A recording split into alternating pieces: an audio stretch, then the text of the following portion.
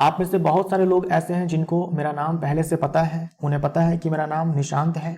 मेरा पूरा नाम है निशांत कुमार जायसवाल। लेकिन आज तक आप में से किसी ने भी मुझे फेस के साथ नहीं देखा था, क्योंकि मैं फेस के साथ आज तक नहीं पढ़ाया हूं आपके इस चैनल पे। अब से आने वाले जो भी वीडियोज होंगे मैं फेस के साथ आऊंगा, और ये मेरे लाइफ का इनफैक्ट आप बोल सकते हो कि पहला वीडियो है जहां मैं फेस के साथ आपको पढ़ाऊंगा। यूट्यूब पर मेरा पहला वीडियो है जहां मैं फेस के साथ आज पढ़ाने जा रहा हूं, और फ्यूचर में आने वाले जो भी वीडियोज होंगे उसमें मैं फेस के साथ ही आऊंगा। आज के इस वीडियो से मैं एक नया सीरीज स्टार्ट करने जा रहा हूं। अच्छा, पहले मैं खुद को प्रकट कर लेता हूं आप लोगों के सामने। Hello hello everyone, welcome to StudyTube. इस टोन के साथ मैं शुरुआत करता था और आज मैं फाइनली आपके सामने हूं, चेहरे के साथ हूं। मेरा नाम है निशांत कुमार जायसवाल। नाम आप में से बहुतों को पहले से पता है, बस चेहरा आपने नहीं देखा था। आप अक्सर ये कमेंट किया करते थे कि सर चेहरे के साथ आइए, फेस के साथ आइए। फाइनली मैं आपके सामने हूं चेहरे के साथ। दोस्तों, हम लोग ना इस वीडियो से एक नए सीरीज के स्टार्ट करने जा रहे हैं। इस सीरीज के अंदर हम लोग एनसीईआरटी की लाइन बाय लाइन पढ़ेंगे, यानी एनसीईआरटी की जो किताब है ना, उस किताब को हम लोग पढ़ेंगे लाइन बाय लाइन और उसको समझेंगे। ये सीरीज हर उस एग्जाम के लिए यूजफुल है जहां से एनसीईआरटी से प्रश्न पूछे जाते हैं। अगर आपको ये पता है कि आप जिस एग्जाम की तैयारी कर रहे हैं उसमें क्लास 9th और 10th एनसीईआरटी से सवाल पूछे जाते हैं, प्रश्न पूछे जाते हैं, तो ये सीरीज आपके लिए है। बहुत ही ज्यादा यूजफुल ये सीरीज जो है होने वाले हैं आपके उस एग्जाम के लिए। जैसे रेलवे ग्रुप डी की जो परीक्षा होती है, एलपी, जेई, टेक्नीशियन, इन सारे एग्जाम्स में जो है एनसीईआरटी ही पूछे जाते हैं। केवल एनसीईआरटी लाइन, एग्जैक्ट लाइन देकर के एनसीईआरटी से सवाल जो है पूछे जाते हैं। तो हम लोग ना एनसीईआरटी की हर लाइन पढ़ेंगे और उसे समझेंगे। शुरुआत हम लोग करने जा रहे हैं चैप्टर रासायनिक अभिक्रियाएं एवं समीकरण से। ये जो चैप्टर है ये क्लास 10th का चैप्टर है। अगर आपके पास एनसीईआरटी किताब है क्लास 10th की साइंस की, तो आप देखेंगे कि पहला चैप्टर है रासायनिक अभिक्रियाएं एवं समीकरण। तो इस चैप्टर से हम लोग शुरुआत करते हैं।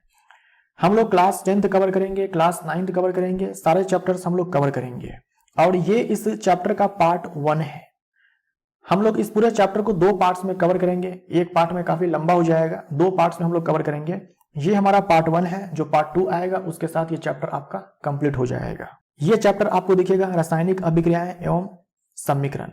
ये क्लास 9th एनसीईआरटी की किताब है और ये क्लास 10th एनसीईआरटी की किताब है, राइट। तो हम लोग क्लास 10th एनसीईआरटी का ये जो पहला चैप्टर है केमिस्ट्री का, रासायनिक अभिक्रियाएं एवं समीकरण, इस वाले चैप्टर को कवर करेंगे। और ये इस चैप्टर का पार्ट 1 है। ये इस चैप्टर का पार्ट 1 है। देखिए, मेरा ना ये पहला वीडियो है जहां मैं फेस के साथ पढ़ा रहा हूं, तो कैमरे पर देखने की मुझे आदत नहीं है। तो ऐसा हो सकता है कभी कभी कि मैं लगातार यहाँ नीचे स्क्रीन पर देख रहा हूं और कैमरे पर नहीं देख रहा हूं। तो इसके लिए मुझे माफ कर देना आप। धीरे धीरे जो है ये आदत हो जाएगी मुझे, क्योंकि आपको मैं तभी देखूंगा जब मैं कैमरे पर देखूंगा। सामने कैमरा है, जब मैं कैमरे पर देखूंगा तो आपको लगेगा कि मैं आपको देख रहा हूं, लेकिन ये आदत नहीं है मेरी, क्योंकि फेस के साथ मैं आता नहीं था। तो मैं ऐसे पढ़ाता था, केवल नीचे देखता था। तो कभी कभी ऐसा हो सकता है कि मैं भूल ही जाऊं कि भाई सामने कैमरा है, उस पर भी देखना है मुझे। तो इसके लिए सॉरी भाई। धीरे धीरे जो है आदत हो जाएगी, राइट। थोड़ी सी हम लोग चर्चा करते हैं इन सारे एग्जामों को लेकर के।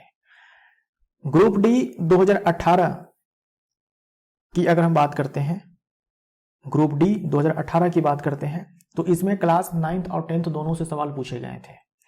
अगर हम ग्रुप डी 2022 की बात करते हैं तो केवल क्लास 10th से प्रश्न पूछे गए थे। और आप में से कोई ऐसे हैं जिन्होंने इस पेपर को दिया था, तो उनको पता होगा कि बहुत ही अच्छे लेवल के प्रश्न पूछे गए थे। याद रखिएगा, सारे सवाल क्लास 10th से ही थे, लेकिन लेंदी प्रश्न थे और थोड़े से लेवल जो है बढ़ा करके, यानी कि कॉन्सेप्चुअल प्रश्न पूछे गए थे, आप ये बोल सकते हो। सब तो क्लास 10th से ही थे, क्लास 10th से बाहर के नहीं थे।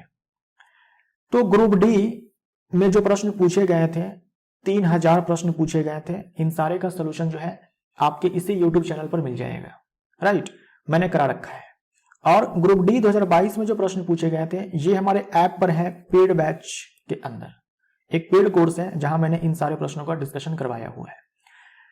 LP CBT 1, LP and technician CBT 1 2018 में जो प्रश्न पूछे गए थे लगभग 500 सवाल थे। इन सारे को भी मैंने कवर कराया हुआ है, आपके इसी YouTube चैनल पर मिल जाएंगे वो सारे के सारे प्रश्न। और 2024 में जो प्रश्न पूछे गए थे वो भी आपको इसी चैनल पर मिल जाएंगे। तो 2018 में जो प्रश्न पूछे गए थे एनसीईआरटी क्लास 9th और 10th दोनों से, लेकिन 2024 में जो पूछे गए हैं वो केवल क्लास 10th से पूछे गए हैं मेरे ख्याल से, जहां तक मुझे याद है। उसके बाद जेई सीबीटी 1 2019 में जो प्रश्न पूछे गए थे वो 9th और 10th दोनों से पूछे गए थे, और 2024 में जो प्रश्न पूछे गए हैं इसमें केवल क्लास 10th से प्रश्न पूछे गए हैं, राइट। और टेक्नीशियन ग्रेड 3 2024 में जो प्रश्न पूछे गए हैं वो केवल ये क्लास 9th और 10th दोनों से पूछे गए हैं। और रिसेंटली मैंने इस एग्जाम में जो प्रश्न पूछे गए थे साइंस के उन सारे को कवर कराया है रिसेंटली। अगर आप इस चैनल से जुड़े हुए हैं तो आपको पता होगा, एक शिफ्ट में जो है 40 प्रश्न पूछे गए थे और टोटल 23 शिफ्ट थे, तो इन सारे ही प्रश्नों को हम लोगों ने कवर किया है। 9th और 10th दोनों से प्रश्न पूछे गए थे, राइट। तो ज्यादातर जो एग्जाम्स हुए हैं ना उसमें क्लास 10th से प्रश्न पूछे गए हैं, लेकिन आपको 9th और 10th दोनों ही बहुत ही अच्छे से पढ़ने हैं। क्लास 9th और क्लास 10th दोनों के एनसीईआरटी जो है अच्छे से कवर करने हैं, क्योंकि पता नहीं है कि केवल क्लास 10th से प्रश्न पूछे जाएंगे या फिर 9th और 10th दोनों से पूछे जाएंगे। तो हमें क्या है कि रिस्क नहीं लेना है, दो ही किताबें पढ़नी है, अच्छे से कवर कर लेंगे। और याद रखना कि हम लोग ना अभी थ्योरी पढ़ेंगे, एक एक लाइन पढ़ेंगे और किताब में जो प्रश्न दिए गए उन सारे को बनाएंगे। जब ये मैं कंप्लीट करवा दूंगा उसके बाद हम लोग वापस से स्टार्ट करेंगे, वापस से फिर से स्टार्ट करेंगे पढ़ना इसको, और तब हम लोग एमसीक्यूज पढ़ेंगे। और एमसीक्यूज मैं फ्रेम करूंगा, मैं बनाऊंगा, एक एक लाइन से एमसीक्यू मैं आपको करवा दूंगा। तो सारे के सारे जो एनसीईआरटी के लाइन है उनसे प्रश्न बन जाएंगे और सारे के सारे हम लोग थ्योरी भी कवर कर लेंगे। तो फिर पूछ ले जहां से पूछना है प्रश्न, आप हर प्रश्न को बना दोगे, थ्योरी कवर हो जाएगा बहुत ही डिटेल में, हर लाइन से एमसीक्यू बना लेंगे हम लोग। तो फिर कहीं से भी प्रश्न पूछ ले आपसे, प्रश्न छूटने वाला नहीं है एग्जाम में। तो आप इस चीज के लिए तैयार रहें। पहले आप इस पूरे वीडियो को देखिए, आप अपना रिस्पॉन्स दीजिए कि आपको ये वीडियो आखिरी में देखने के बाद आप कमेंट बॉक्स में लिख करके बताना कि आपको जो है ये वीडियो कैसा लगा। अगर आपका पॉजिटिव रिस्पॉन्स आएगा तो इस सीरीज को जो है मैं कंटिन्यू करूंगा, अदरवाइज अगर आप देखेंगे नहीं तो फिर मेहनत जो है वो बेकार सी लगेगी। तो वीडियो को देखिए, अगर आपको अच्छा लगेगा तो आप आखिरी में जो है लाइक भी जरूर कर देना और कमेंट में लिख करके जरूर बताना कि ये वीडियो आपको कैसा लगा और आगे हमें क्या कंटिन्यू करना है या नहीं करना है।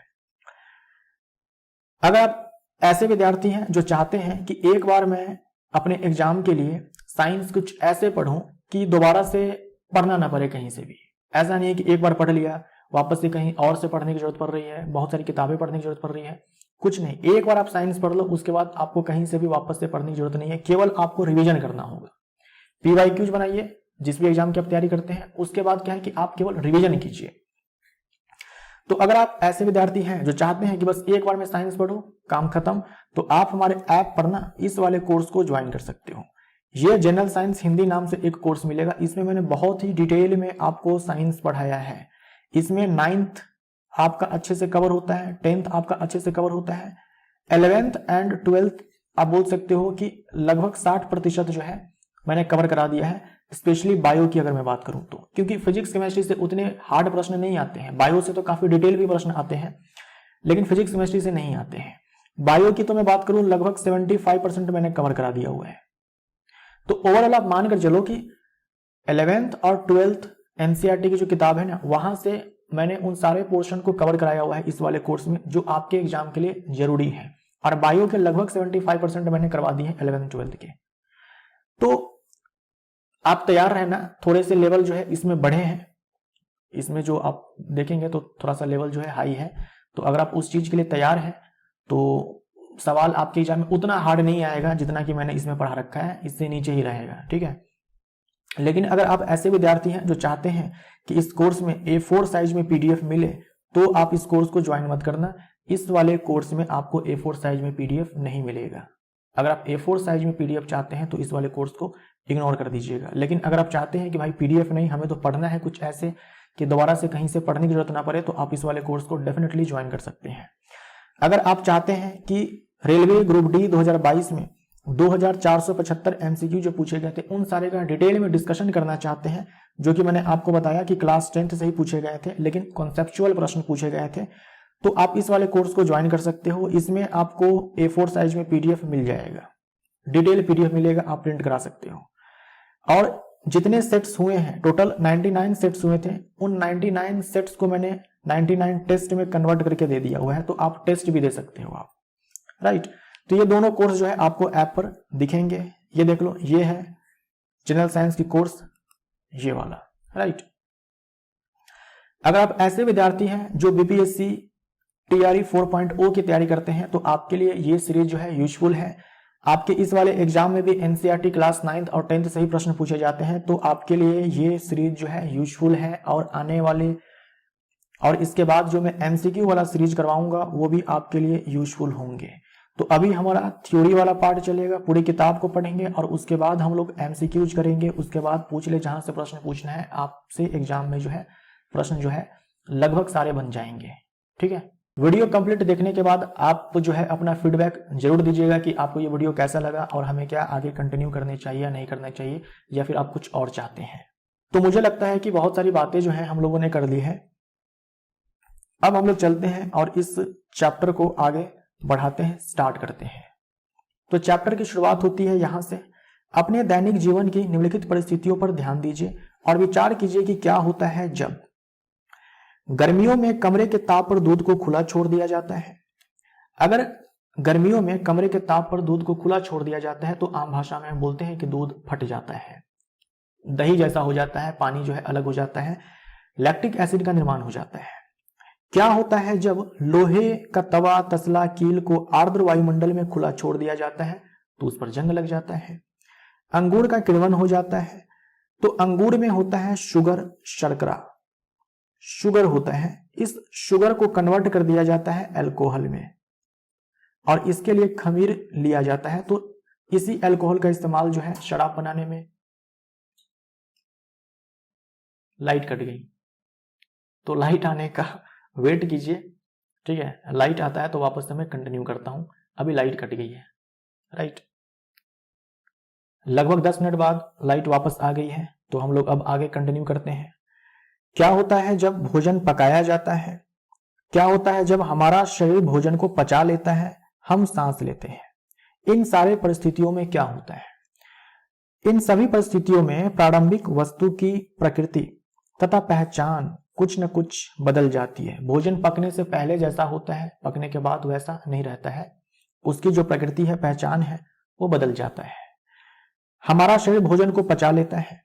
जब हम भोजन खाते हैं तो उसमें जो आपके पोषक तत्व होते हैं वो सारे क्या होते हैं, टूट जाते हैं। तो हम बोल सकते हैं कि जो उसकी प्रकृति है, जो पहचान है, वो बदल जाता है। लोहा पर जब जंग नहीं लगा होता है और जब जंग लग जाता है, इन दोनों में अंतर होता है ना। तो ये चीज आपसे कहा गया है कि प्रारंभिक वस्तु की प्रकृति तथा पहचान कुछ न कुछ बदल जाती है। पदार्थ के भौतिक तथा रासायनिक परिवर्तनों के बारे में हम पिछली कक्षाओं में पढ़ चुके हैं। क्लास 9 की बात की जा रही है, हम लोग पढ़ेंगे। ये याद रखिएगा, यहां से आपके एग्जाम में जो है प्रश्न ऑलरेडी पूछे जा चुके हैं। जब कोई रासायनिक परिवर्तन होता है तो हम कह सकते हैं कि एक रासायनिक अभिक्रिया हुई है। अगर रासायनिक परिवर्तन हो रहा है या फिर रासायनिक परिवर्तन हुआ है, मीन्स रासायनिक अभिक्रिया हुई है। रासायनिक परिवर्तन होता है जब रासायनिक अभिक्रिया होती है, ठीक है। तो ये चीज आपको ध्यान में रखनी है। यहां से प्रश्न जो है आपके एग्जाम में ऑलरेडी पूछा जा चुका है। आप शायद सोच रहे होंगे कि रासायनिक अभिक्रिया का वास्तविक अर्थ क्या है, हम कैसे जान सकते हैं कि कोई रासायनिक अभिक्रिया हुई है। इन प्रश्नों के उत्तर पाने के लिए आइए हम कुछ क्रियाकलाप करते हैं। हमारे मन में ये सवाल जो है स्वाभाविक रूप से उठते हैं कि हमें कैसे पता चलेगा कि रासायनिक अभिक्रिया हुई है। रासायनिक अभिक्रिया बोल तो रहे हैं, लेकिन हमें कैसे पता चलेगा कि रासायनिक अभिक्रिया हुई है या हो रही है। तो ये जो मन में प्रश्न उठ रहा है, इसका उत्तर हमें ढूंढना है और इसके उत्तर को पाने के लिए आइए हम कुछ क्रियाकलाप करते हैं। हमें 3 क्रियाकलाप करने हैं। ये 3 क्रियाकलाप से आपको समझ में आ जाएगा कि भाई कैसे आपको पता चलेगा कि रासायनिक अभिक्रिया हुई है। हमें कुछ ऐसे संकेत मिल जाते हैं जिससे हमें पता चल जाता है कि हाँ, रासायनिक अभिक्रिया जो है हो रही है या हुई है। कुछ न कुछ हमें जो है सिग्नल मिलता है जिससे हमें मालूम चलता है कि रासायनिक अभिक्रिया हुई है। कैसे मिलता है ये सिग्नल, कौन कौन से संकेत होते हैं, उन्हें हम लोग इन क्रियाकलापों में समझते हैं, राइट। तो हमें पहला क्रियाकलाप दिया गया है यहाँ पर, क्रियाकलाप 1.1 एक्टिविटी 1.1 वेरी वेरी इंपॉर्टेंट। खूब सारे प्रश्न पूछे गए हैं भाई साहब, खूब सारे प्रश्न पूछे गए हैं। याद रखिएगा, रेलवे के एग्जाम में जो भी प्रश्न पूछे गए हैं 2018 से लेकर के 2024 तक, उन सारे ही प्रश्नों को मैंने करवाया हुआ है। तो मुझे अच्छे से पता है कि कहां से आपके एग्जाम में प्रश्न पूछे गए हैं, कौन से लाइन से पूछे गए हैं, कौन से टॉपिक से पूछे गए हैं, मैं सब आपको बताता हुआ चलूंगा, है ना, सब मैं आपको बताता हुआ चलूंगा। तो आप उन सारी बातों को ध्यान में रखिएगा। जब भी आप PYQ बनाने जाएं तो 2018 से पहले वाला आप मत बनाना, 2018 और उसके बाद वाला बनाना। 2018 से पहले वाला बनाने की आवश्यकता नहीं है, कोई जरूरत नहीं है, कोई काम का नहीं है वो, ठीक है। 2018 और उसके बाद वाले आप सारे PYQs बनाएंगे, और सबका मैंने सोल्यूशन करा रखा है, सबको आपको जो है आपके इसी चैनल पर मिल जाएंगे। तो सबसे पहले जो है सावधान किया गया है, क्लास 10th के बच्चे जो है छोटे छोटे होते हैं तो उन्हें सावधान जो है वो करनी पड़ेगी अगर वो इस एक्सपेरिमेंट को कर रहे हैं। तो ये क्रियाकलाप क्या है? एक्सपेरिमेंट है। इस क्रियाकलाप में शिक्षक के सहयोग की आवश्यकता है, ताकि शिक्षक को पता है कि हाँ इसमें क्या होने वाला है, तो पहले ही बच्चे को सावधान कर देंगे। सुरक्षा के लिए छात्र आंखों पर चश्मा पहन ले तो उचित होगा, क्योंकि इस वाले अभिक्रिया में जो है चमकदार लौ उत्पन्न होती है, ज्वाला उत्पन्न होती है, जो आंखों को प्रभावित कर सकती है। इसीलिए पहले सावधान कर दिया गया है कि टीचर के प्रेजेंस में ये चीज करना है और अपनी आंखों को जो है बचा कर रखना है, दूर रखना है, और आंखों पर चश्मा जो है पहन लेना है। इसमें देखो क्या कहा गया है, लगभग 3 से 4 सेंटीमीटर लंबे मैग्नीशियम रिबन को रेगमाल से रगड़कर साफ कर लीजिए। ठीक है, रेगमाल क्या है? ये सैंड पेपर, ये सैंड पेपर है। इस सैंड पेपर से क्या करना है, जो 3 से 4 सेंटीमीटर लंबा मैग्नीशियम रिबन है, इसको ऐसे साफ कर लेना है। भाई क्यों साफ कर लेना है? क्योंकि मैग्नीशियम रिबन जो है ना, इसके ऊपर हो सकता है कि मैग्नीशियम ऑक्साइड की परत चढ़ गई हो, एक छोटी सी पतली सी परत जो है चढ़ जाती है मैग्नीशियम ऑक्साइड की। मैग्नीशियम ऑक्सीजन के साथ रिएक्ट करके जो है अपने ऊपर ऑक्साइड की परत बना लेता है। तो अगर ऑक्साइड की परत है तो ये मैग्नीशियम रिबन जो है अच्छे से जलेगा नहीं, इसीलिए हम क्या करेंगे, इसको अच्छे से साफ कर लेंगे ताकि ये अच्छे से जले। इसे चिमटे से पकड़कर स्पिरिट लैंप या बर्नर से इसका दहन करिए तथा इससे बनी राख को वॉच ग्लास में इकट्ठा कर लीजिए, जैसा कि चित्र 1.1 में दिखाया गया है। ऐसे देखो, चिमटे से रिबन को पकड़ लेना है और ऐसे जलाना है, दहन करना है। मैग्नीशियम रिबन का दहन करते समय इसे अपनी आंखों से यथासंभव दूर रखिए। आपने क्या परीक्षण किया, आपने क्या ऑब्जर्व किया? अगर मान लीजिए आप ये एक्सपेरिमेंट करते हैं तो आप क्या ऑब्जर्व करते हैं, यही चीज आपको जो है यहां पर पता करना है। ठीक, जलाया जा रहा है तो देखो राख जो है यहां पर उत्पन्न हो रहा है, राख बन रहा है ना, इसको इस वॉच ग्लास में इकट्ठा कर लेना है, इस वॉच ग्लास में जो है इकट्ठा कर लेना है। अब देखो क्या ऑब्जर्वेशन किया जाता है यहां पर। मान लीजिए कि आप ये एक्सपेरिमेंट करते तो क्या देखते हैं? आपने देखा होगा कि चमकदार श्वेत लौ के साथ मैग्नीशियम रिबन का दहन होता है। आपने जलाया ना, कैसे जला यह रिबन? चमकदार श्वेत लौ के साथ जला, केवल श्वेत लौ के साथ नहीं जला, चमकदार श्वेत लौ के साथ जला। यह श्वेत चूर्ण में परिवर्तित हो जाता है। मैग्नीशियम रिबन जो है श्वेत चूर्ण व्हाइट पाउडर में कन्वर्ट हो जाता है। यह मैग्नीशियम ऑक्साइड का चूर्ण है। वायु में उपस्थित ऑक्सीजन तथा मैग्नीशियम के बीच होने वाली अभिक्रिया के कारण यह बनता है। देखो इतने प्रश्न पूछे गए हैं ना, मैं क्या ही बताऊं आपको। यहां से आपसे पूछा जाता है जब मैग्नीशियम रिबन को जलाया जाता है तब जो लौ उत्पन्न होती है उसका रंग क्या होता है? आप बोलेंगे व्हाइट, और चमकदार, चमकदार श्वेत आप बोलेंगे। आपसे पूछा जाता है कि क्या बनता है मैग्नीशियम रिबन को जब जलाते हैं, तो आप बोलेंगे मैग्नीशियम ऑक्साइड बनता है। किस फॉर्म में बनता है? तो व्हाइट पाउडर के फॉर्म में बनता है। तो इतने ही लाइन से जो है अलग अलग तरीके से घुमा फिरा करके बहुत सारे प्रश्न पूछे गए हैं, समझे आप। जो अगला वाला पार्ट होगा हमारा, पार्ट 2 होगा इस चैप्टर का, उसमें हम लोग पढ़ेंगे कि जो अभिक्रिया यहाँ पर होती है, ऑक्सीजन और मैग्नीशियम के बीच में अभिक्रिया होती है, मैग्नीशियम ऑक्साइड का निर्माण होता है। ये जो अभिक्रिया होती है इसका प्रकार क्या है? हम लोग अभिक्रिया के प्रकार के बारे में अगले वाले पार्ट में पढ़ेंगे, पार्ट 2 में पढ़ेंगे।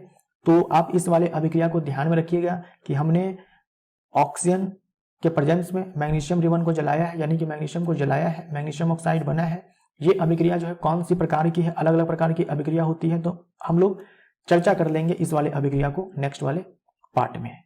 तो आप ध्यान रखेंगे ना कि मैग्नीशियम ऑक्साइड बनता है, व्हाइट पाउडर के फॉर्म में बनता है, ये जलता है, श्वेत लौ के साथ जलता है, चमकदार श्वेत लौ के साथ जलता है। एकदम अच्छे से घोल कर पी जाइए, बहुत ही ज्यादा महत्वपूर्ण ये अभिक्रिया है। तो हम लोगों ने 1.1 एक्टिविटी को कंप्लीट किया है। यहाँ पर अगली एक्टिविटी है 1.2। इसमें देखो आपसे कहा गया है कि आपको एक टेस्ट ट्यूब ले लेना है, एक परखनली ले लेना है, उसमें ना लेड नाइट्रेट का घोल डाल देना है। उस लेड नाइट्रेट के घोल में और क्या मिला देंगे हम लोग, पोटेशियम आयोडाइड मिला देंगे। तो एक टेस्ट ट्यूब लिया, उसमें लेड नाइट्रेट का घोल डाल दिया और उसमें और क्या मिला दिया, पोटेशियम आयोडाइड का घोल मिला दिया। अब देखो क्या होता है, आपको ऑब्जर्व करना है। मान लीजिए आप ये एक्सपेरिमेंट करते तो आप क्या देखते हैं, आप देखते हैं कि एक विलयन बनता है जो कि पोटेशियम नाइट्रेट का होता है और उसमें देखो एक अघुलनशील ठोस बनता है। ये अघुलनशील ठोस है, पीले रंग का एक अघुलनशील ठोस बनता है। जो विलयन में अघुलनशील ठोस होता है उसे हम लोग अवक्षेप बोलते हैं। तो ये अपने आप में क्या है कि अवक्षेप है। ये अवक्षेप बनता है जो कि पीले रंग का होता है। ये होता क्या है, लेड आयोडाइड होता है। बहुत प्रश्न पूछे गए हैं, बहुत बार ये प्रश्न जो है यहां से प्रश्न पूछे गए हैं। लेड नाइट्रेट का रंगहीन घोल था, पोटेशियम आयोडाइड का रंगहीन घोल था, दोनों के बीच में अभिक्रिया होती है। लेड नाइट्रेट का एक रंगहीन विलयन बनता है लेकिन उसमें पीले रंग का ठोस बनता है। ये पीले रंग का ठोस बना ना, ये लेड आयोडाइड है। तो आपसे पूछा जाता है कि क्या बनता है, तो आप बोलेंगे कि अवक्षेप बनता है। कभी कभी रंग पूछ लिया जाता है तो आप बोलेंगे पीले रंग का अवक्षेप बनता है। ये अवक्षेप होता क्या है, तो आप बोलते हैं कि लेड आयोडाइड होता है। और ये अभिक्रिया जो है द्विविस्थापन अभिक्रिया है, हम लोग इसे अगले वाले पार्ट में कवर करेंगे। जो भी अभिक्रिया आप पढ़ रहे हैं ना, सबका टाइप हम लोग अगले वाले पार्ट में कवर करेंगे। अब आइए 1.3 एक्टिविटी को हम लोग कवर करते हैं।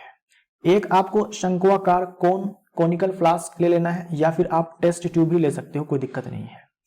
इसमें ना जिंक के कुछ दाने डाल देने हैं। इसमें तनु हाइड्रोक्लोरिक अम्ल या फिर आपका दिल करे तो तनु सल्फ्यूरिक अम्ल मिला दीजिए। तनु मतलब पानी ज्यादा होगा, अम्ल कम होगा।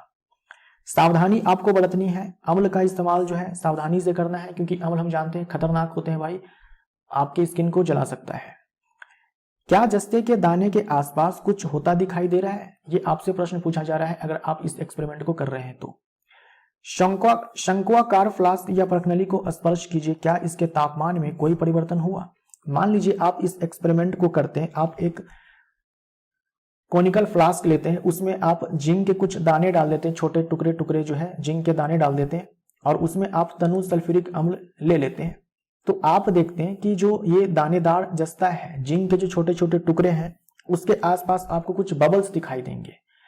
बबल्स दिखाई देंगे, ये जो बबल्स होंगे ये हाइड्रोजन के बबल्स होंगे। ठीक है, ये हाइड्रोजन के बबल्स होंगे, यानी कि इस अभिक्रिया में हाइड्रोजन गैस जो है उत्सर्जित होती है। इस अभिक्रिया में हाइड्रोजन गैस उत्सर्जित होती है और इस अभिक्रिया में जो है उष्मा का भी उत्सर्जन होता है। अगर उष्मा का उत्सर्जन होगा ना तो जिस भी बर्तन में अभिक्रिया होती है वो बर्तन गर्म हो जाता है। तो आप इस शंक्वाकार फ्लास्क को जब ऐसे टच करेंगे तो आपको थोड़ा सा ये गर्म लगेगा, ये जो है फ्लास्क थोड़ा सा गर्म लगेगा। तो ये चीज हमें देखने को मिलता है कि तापमान में जो है वृद्धि होती है यहाँ पर और गैस जो है यहाँ पर जो है निकलती है।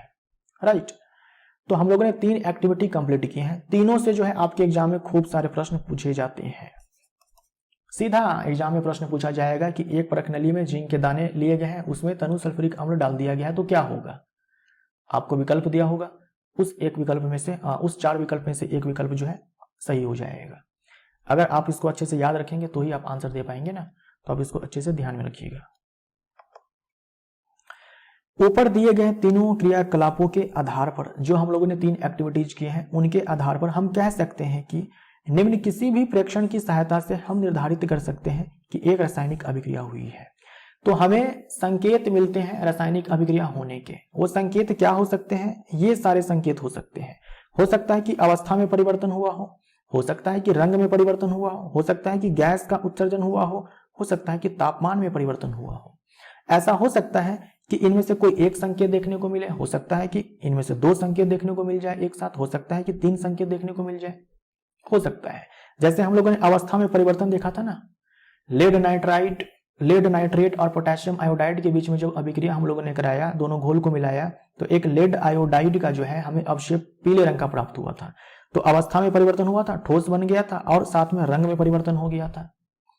उसके बाद क्या हुआ था, लास्ट वाले में जिंक और तनु सल्फ्यूरिक अम्ल के बीच में जब अभिक्रिया हुई थी तो तापमान में परिवर्तन हुआ था और साथ में हाइड्रोजन गैस का उत्सर्जन हुआ था। तो ये दोनों संकेत हमें यहाँ पर मिल जाते हैं।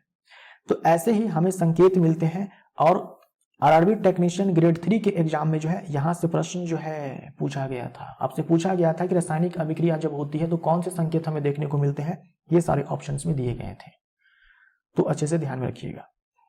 यदि हम अपने आसपास हो रहे परिवर्तनों को देखें तो पाएंगे कि हमारे चारों ओर विविध प्रकार की रासायनिक अभिक्रियाएं हो रही है। अगर हम अपने आसपास नजरें दौड़ाएं तो हमें यह देखने को मिलेगा कि अलग अलग प्रकार की रासायनिक अभिक्रियाएं हो रही है। इस अध्याय में हम विभिन्न प्रकार की रासायनिक अभिक्रियाओं और उनके प्रतीकात्मक निरूपण का अध्ययन करेंगे। इस वाले चैप्टर में हम लोग क्या करेंगे, जो अलग अलग प्रकार की रासायनिक अभिक्रियाएं हैं उनके बारे में पढ़ेंगे और उनके प्रतीकात्मक निरूपण का अध्ययन करेंगे। ये जो है ना प्रतीकात्मक निरूपण यानी कि सिंबॉलिक रिप्रेजेंटेशन, फॉर्मूला लिख करके जो हम लोग रासायनिक अभिक्रिया को दिखाते हैं, ये वाला पार्ट हम लोग आज की इस वीडियो में कवर करेंगे। और ये जो रासायनिक अभिक्रिया के अलग अलग प्रकार होते हैं इसे हम लोग पार्ट 2 में कवर करेंगे। ये हम लोग आज कवर करेंगे पार्ट 1 में और ये हम लोग पार्ट 2 में कवर करेंगे। अब इस चैप्टर का पहला टॉपिक आया है रासायनिक समीकरण 1.1। ये पहला टॉपिक है। टॉपिक कौन सा है, रासायनिक समीकरण। तो आज के इस चैप्टर में हम लोग रासायनिक समीकरण के बारे में ही पढ़ेंगे। जो रासायनिक अभिक्रिया के अलग अलग प्रकार हैं उसे हम लोग अगले वाले पार्ट में कवर करेंगे।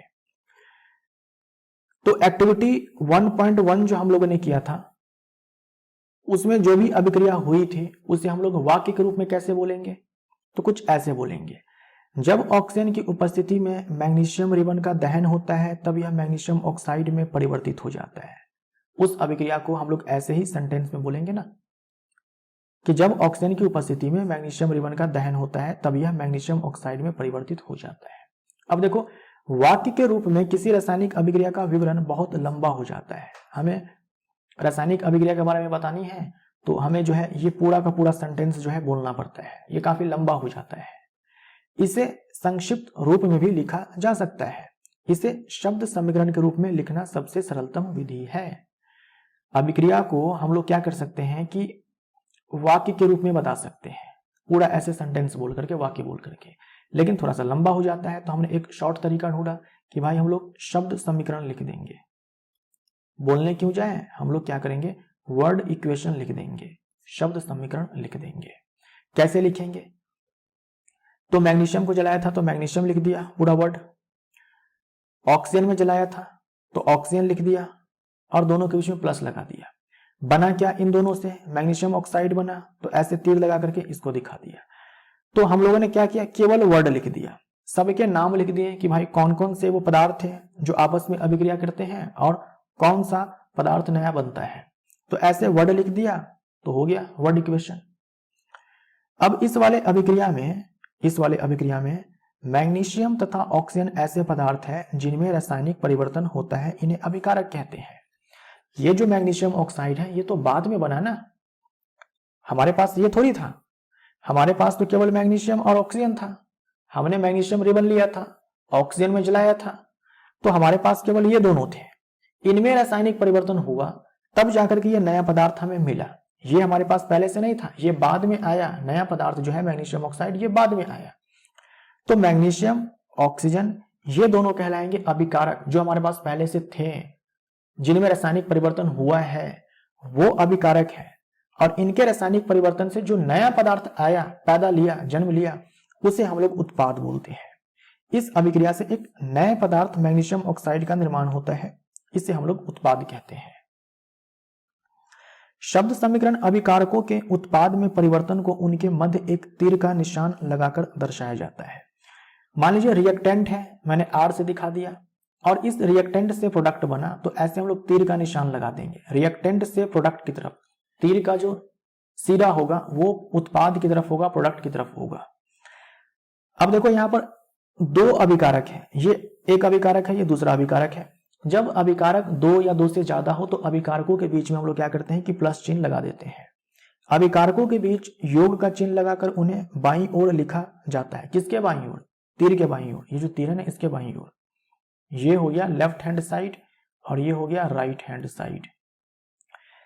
इसी प्रकार उत्पादों के बीच भी योग का चिन्ह लगाकर उन्हें दाईं ओर लिखा जाता है। किसके दाईं ओर, तीर के दाईं ओर। तो अगर अभिकारक दो या दो से ज्यादा है तो अभिकारकों के बीच में प्लस चिन्ह लगा देंगे। अगर उत्पाद दो या दो से ज्यादा है तो उत्पादों के बीच में क्या करेंगे कि प्लस चिन्ह लगा देंगे। ठीक है, तीर का सिरा उत्पाद की ओर होता है तथा यह अभिक्रिया होने की दिशा को दर्शाता है। जो ये तीर का सिरा है, ये पार्ट, ये उत्पाद की ओर होगा, जो डायरेक्शन बताएगा रिएक्टेंट से प्रोडक्ट की तरफ, यानी कि जो अभिक्रिया है किस दिशा में चल रही है, अभिक्रिया जो है किस दिशा में चल रही है, ये हमें तीर का निशान जो है बताएगा। तो हमें पता चलेगा कि अभिक्रिया जो इस दिशा में चल रही है, मतलब ये अभिकारक है जो मिलकर के ये उत्पाद बना रहा है। आई होप यहां तक आपको अच्छे से समझ में आया होगा। ये अभिकारक किसे कहते हैं, उत्पाद किसे कहते हैं, यहां से आपके एग्जाम में प्रश्न जो है पूछे जाते हैं। तो ये है शब्द समीकरण। ये क्या है, शब्द समीकरण है। तो पहले हम लोग क्या करते थे कि भाई वाक्य के रूप में बोला करते थे, विवरण देते थे, डिटेल बताते थे। उसके बाद लगा कि यार ये काफी लंबा है, तो हम लोगों ने थोड़ा सा छोटा तरीका अपनाया और शब्द समीकरण दिया, शब्द समीकरण दिया।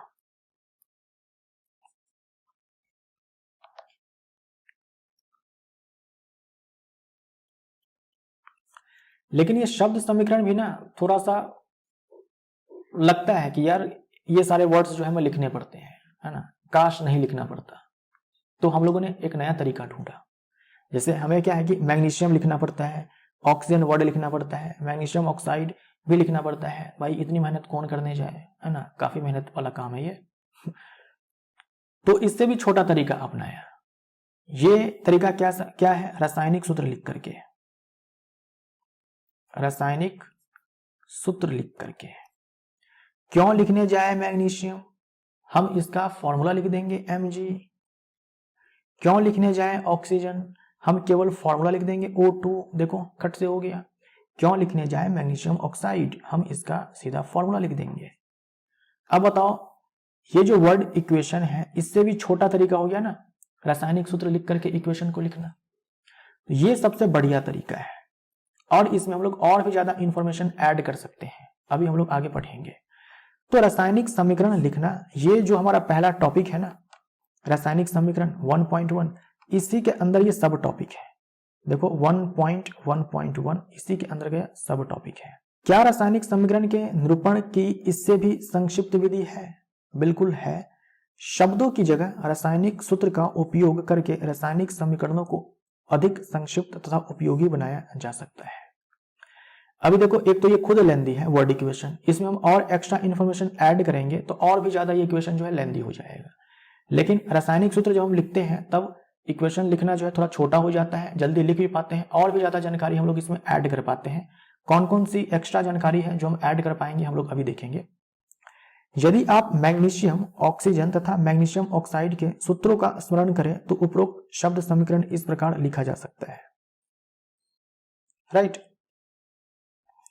तीर के निशान के बाईं ओर और दाईं ओर के तत्वों के परमाणुओं की संख्या की गिनती कर उनकी तुलना करें। क्या दोनों ओर तत्वों के परमाणुओं की संख्या समान है? यदि है तो समीकरण संतुलित है, यदि नहीं तो समीकरण असंतुलित है। चलिए पहले इतने को समझते हैं।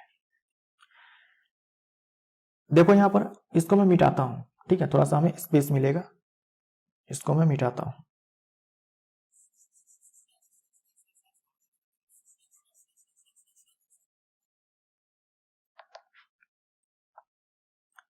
हमारे पास ये इक्वेशन है, केमिकल इक्वेशन है। अब ये सब आपको ध्यान से समझना है, आपके एग्जाम में प्रश्न पूछा जाता है और अच्छा प्रश्न पूछा जाता है। हमें क्या करना है कि ये जो तीर है, इस तीर के बाईं ओर और दाईं ओर जितने भी तत्व हैं उनके परमाणुओं की संख्या को काउंट करना है कि ये आपस में बराबर है या नहीं है। तो तत्व कौन कौन से हैं पहले एक लाइन में लिख लेंगे, मैग्नीशियम है और ऑक्सीजन है, बस यही दोनों तत्व हैं। यहां लिख लेंगे लेफ्ट हैंड साइड और यहां लिख लेंगे राइट हैंड साइड।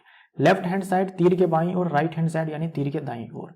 मैग्नीशियम तत्व के लेफ्ट हैंड साइड में यानी अभिकारक साइड में, लेफ्ट हैंड साइड में अभिकारक ही तो होते हैं, तो मैग्नीशियम तत्व के लेफ्ट हैंड साइड में कितने परमाणु हैं? एक ही है। राइट हैंड साइड में कितने हैं? एक ही है। ऑक्सीजन तत्व के अभिकारक साइड में लेफ्ट हैंड साइड में कितने परमाणु हैं? दो है। अभिकारक साइड में, उत्पाद साइड में कितने हैं? एक है। तो क्या प्रत्येक तत्व के परमाणुओं की संख्या समान है? तो बोलेंगे कि नहीं। मैग्नीशियम तत्व जो है उनके परमाणुओं की संख्या तीर के बाईं ओर और दाईं ओर एक समान है, तो मैग्नीशियम संतुलित है। लेकिन ऑक्सीजन संतुलित नहीं है। ऑक्सीजन तत्व संतुलित नहीं है। लेफ्ट हैंड साइड में ऑक्सीजन के 2 परमाणु है, राइट हैंड साइड में ऑक्सीजन का केवल एक ही परमाणु है। तो हम बोलेंगे कि ये जो अभिक्रिया है ये संतुलित नहीं है, ये असंतुलित है। जब सारे तत्व संतुलित हो जाएंगे ना, तब हम बोलेंगे कि अभिक्रिया जो है संतुलित है। ये अभिक्रिया संतुलित नहीं है, असंतुलित है। एक ऑक्सीजन परमाणु की कमी है, एक ऑक्सीजन परमाणु की कमी है। किधर कमी है भाई? उत्पाद की तरफ एक ऑक्सीजन परमाणु की कमी है। तो ये जो अभिक्रिया है जो यहां पर लिखी गई है ये असंतुलित है, राइट। क्योंकि समीकरण के दोनों ओर का द्रव्यमान बराबर नहीं है, किसी अभिक्रिया का ऐसा रासायनिक समीकरण ढांचा रासायनिक समीकरण कहलाता है। ये अभिक्रिया जो है, समीकरण जो है असंतुलित है। आप इसको ऐसे चेक कर सकते हैं। एक और तरीका है चेक करने का, एक और तरीका है चेक करने का। अगर रासायनिक समीकरण संतुलित होगा ना, तो अभिकारक का कुल द्रव्यमान और उत्पाद का कुल द्रव्यमान आपस में बराबर होगा। अगर मान लीजिए कि अभिक्रिया या फिर समीकरण जो है संतुलित नहीं है, असंतुलित है, तो अभिकारक का कुल द्रव्यमान और उत्पाद का कुल द्रव्यमान ये दोनों आपस में बराबर नहीं होंगे। हम चाहे तो यहां पर काउंट कर सकते हैं। मैग्नीशियम का जो परमाणु द्रव्यमान है वो कितना होता है? 24 होता है, प्लस द्रव्यमान को हम लोग ऐड कर रहे हैं। ऑक्सीजन का परमाणु द्रव्यमान 16 होता है। यहां पर 2 ऑक्सीजन के परमाणु है, तो 2 गुने में 16 32। तो कितने हो गए भाई? 4 और 2 6, 3 और 2 5, 56 है। 56 यू मैं यहां पर लिख देता हूं। उत्पाद का कुल द्रव्यमान निकालो। मैग्नीशियम है केवल 12 हो जाएगा, नहीं 24 हो जाएगा। मैग्नीशियम का परमाणु द्रव्यमान 24 होता है और ऑक्सीजन का 16 हो जाएगा। 6 और 4 10 हो जाएगा, 2 3 4। देखो यहां पर अभिकारक का कुल द्रव्यमान 56 आया है, उत्पाद का कुल द्रव्यमान 40 आया है। क्या ये दोनों बराबर है आपस में? नहीं है। तो हम बोलेंगे कि जो ये समीकरण है ये असंतुलित है, ये असंतुलित है। समीकरण के दोनों ओर का द्रव्यमान बराबर नहीं है, ये असंतुलित है। असंतुलित रासायनिक समीकरण को हम लोग ढांचा रासायनिक समीकरण भी कहते हैं, ढांचा रासायनिक समीकरण भी कहते हैं। अच्छा, कितने द्रव्यमान की कमी है? तो 56 में से 40 घटाओगे, 16 द्रव्यमान की कमी है। इतने द्रव्यमान की कमी है, और यह द्रव्यमान किसका होता है? ऑक्सीजन का होता है। तो एक ऑक्सीजन परमाणु की यहां पर कमी है ना, एक ऑक्सीजन परमाणु की यहां पर कमी है, तो एक ऑक्सीजन परमाणु का जो द्रव्यमान है उसकी कमी हो गई यहां पर। अगर एक ऑक्सीजन यहां पर आ जाए तो यहां पर 40 + 16 56 हो जाएगा। तो द्रव्यमान आपस में बराबर जो है हो जाएंगे, यानी जो समीकरण है ये संतुलित हो जाएगा। तो 2 तरीके हैं चेक करने के। या तो आप क्या करो कि द्रव्यमान चेक कर लो, अभिकारक साइड और उत्पाद साइड कुल द्रव्यमान बराबर है या नहीं है। लेकिन हम लोग ऐसा नहीं करते हैं। हम लोग क्या करते हैं कि जो भी तत्व होते हैं उनके परमाणुओं की संख्या को चेक करते हैं। जब भी हमें ये देखना होगा कि संतुलित है समीकरण या नहीं है, तो हम लोग इस वाले मेथड को अपनाएंगे। लेकिन याद आपको ये चीज रखना है, याद आपको ये चीज रखना है। क्यों रखना है मैं अभी आपको बताऊंगा, हम लोग देखेंगे अभी आगे। इस प्रकार समीकरण 1.2 यानी कि ये जो समीकरण है मैग्नीशियम के वायु में जलने का ढांचा समीकरण है। क्यों? क्योंकि ये असंतुलित है। अब दूसरा सब टॉपिक है संतुलित रासायनिक समीकरण का महत्व। संतुलित रासायनिक समीकरण का महत्व। आपके पास एक असंतुलित रासायनिक समीकरण है और एक संतुलित रासायनिक समीकरण है। संतुलित रासायनिक समीकरण का महत्व ज्यादा है। क्यों ज्यादा है? आइए हम लोग उसकी बात करते हैं। एक वैज्ञानिक थे जिनका नाम था लेवोजियर।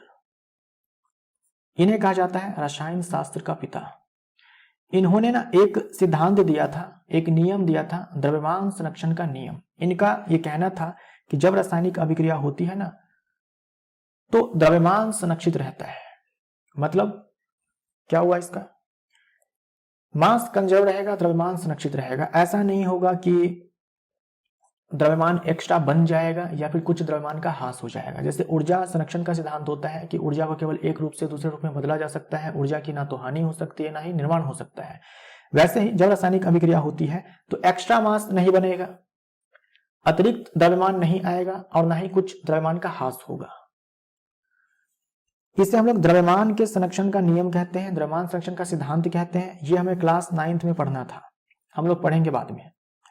किसी भी रासायनिक अभिक्रिया में द्रव्यमान का न तो निर्माण होता है न ही विनाश होता है। इसे हम लोग क्या बोलते हैं, द्रव्यमान संरक्षण का नियम कहते हैं। और यहां से आपके एग्जाम में प्रश्न जो है पूछे गए हैं अच्छे खासे। अर्थात किसी भी रासायनिक अभिक्रिया के उत्पाद तत्वों का कुल द्रव्यमान अभिकारक तत्वों के कुल द्रव्यमान के बराबर होता है। देखो एक्चुअल में ये होता है, एक्चुअल में जो है वास्तव में ये होता है कि जब रासायनिक अभिक्रिया होती है तो उत्पाद तत्वों का कुल द्रव्यमान अभिकारक तत्व के कुल द्रव्यमान के बराबर होता है। ये होना चाहिए, रिएक्टेंट का जो मास है वो बराबर होना चाहिए प्रोडक्ट के मास का, ये होना चाहिए, ये होता है, लेवोजियर का ये कहना है। लेकिन जब अभिक्रिया असंतुलित होती है तब ये चीज नहीं होता है। हम लोगों ने अभी देखा था थोड़ी देर पहले, ये चीज नहीं होता है, जो कि गलत है। ऐसा होना चाहिए भाई, नियम ये कहता है कि जो रिएक्टेंट का टोटल मास है वो बराबर होना चाहिए प्रोडक्ट के टोटल मास का। लेकिन अगर ऐसा नहीं होता है तो ये तो गलत बात है ना, ऐसा तो होना चाहिए। हमने क्या कर दिया, नियम को ही फेल कर दिया। इसीलिए संतुलित रासायनिक समीकरण लिखना जरूरी है ताकि द्रव्यमान संरक्षण का नियम जो लागू होना चाहिए वो लागू हो जाए, नहीं तो ये नियम हम लोग क्या करेंगे, फेल कर देंगे कि देखो भाई ऐसा नहीं होता है, जो कि होना चाहिए। दूसरे शब्दों में रासायनिक अभिक्रिया के पहले एवं उसके पश्चात प्रत्येक तत्व के परमाणुओं की संख्या समान रहती है। संतुलित रासायनिक समीकरण का क्या खासियत है, अगर रासायनिक समीकरण संतुलित है तो आप पाएंगे कि अभिक्रिया के पहले एवं उसके पश्चात प्रत्येक तत्व के परमाणुओं की संख्या समान रहती है। इससे हम लोग ऐसे बोल सकते हैं कि अभिक्रिया अभिकारक साइड जो तत्व है और उनके जो परमाणु की संख्या है वो बराबर होंगे, उत्पाद साइड जो तत्व है उनके परमाणु की संख्या के मतलब ये हुआ कि तीर के बाईं ओर और दाईं ओर प्रत्येक तत्व के परमाणु की संख्या समान होती है। जैसे ये ढांचा समीकरण है, इसे हम कंकाली समीकरण भी कह सकते हैं। लेकिन इसका संतुलित रासायनिक समीकरण क्या होगा, इधर 2 लगा देंगे, इधर 2 लगा देंगे। अब ये संतुलित रासायनिक समीकरण है, अब ये संतुलित रासायनिक समीकरण है। कैसे चेक कर सकते हैं, तो आप टोटल द्रव्यमान निकालो, इसका जो आएगा इसका भी वही आएगा, दोनों का बराबर ही आएगा। दूसरा तरीका क्या है, ये तीर है, इसके बाईं ओर तत्वों को काउंट कर लो, जैसे हम लोगों ने किया था ना, वापस से आप कर सकते हो। मैग्नीशियम के 2 एटम्स है, मैग्नीशियम के 2 एटम्स है। अच्छा यहाँ पर 2 mg लिखा हुआ है, मतलब 2 mg है, mg 2 है, राइट। यहाँ पर O2 है, मतलब ऑक्सीजन 2 है। यहाँ पर 2 MgO है, यानी 2 गुने में MgO है, यानी कि MgO और MgO ऐसे समझो आप, ठीक है, MgO और MgO।